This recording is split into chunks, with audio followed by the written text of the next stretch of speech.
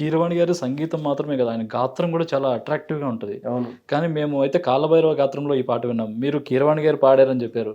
అప్పుడు ఎలా నేను అనిపించింది? కీరవాణి గారు పాడారు. మీకు మామూలుగా వినిపించే ఆయన జస్ట్ ఊరికే టేబుల్ మీద ఆయన బాగుంటుంది. నాకు ఆయన వాయిస్ ఇష్టం అసలు.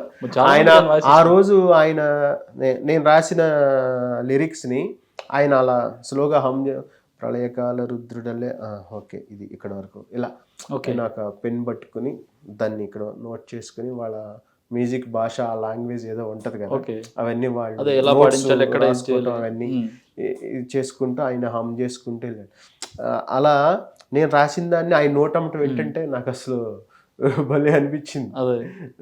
అంటే ఆయన నాకు స్టూడెంట్ నెంబర్ 1లో పాట ఉంటుంది, ఎక్కడో పుట్టి ఎక్కడో పెరిగి, అది ఎంత ఇష్టం ఆయన వాయిస్లో. అలాగే చాలా ఆయన పాడిన పాటలు కూడా ఆయన వాయిస్ కూడా చాలా బాగుంటుంది. అలా ఆయన రిఫర్ చేస్తుంటే నాకు తెలియని సంతోషం అనమాట. ఆ తర్వాత వీళ్ళందరూ కలిసి పాడారు, భైరవ బ్రో వీళ్ళంతా, చాలా బాగా వచ్చింది. ఇంకా మనం రిలీజ్ చేస్తే చాలా మంది ఇప్పటికీ కాలేజీలో స్కూల్లో అసుర హననం అని టైటిల్ పెట్టింది కీరవాణి గారు, నేను కాదు. ఓకే, మంచిగా అంటే రాక్షస సంహారం, రాక్షసుని చంపటం అనే మీనింగ్ వచ్చేటట్టు అసుర హననం అని చెప్పి చాలా పవర్ఫుల్గా పెట్టారు.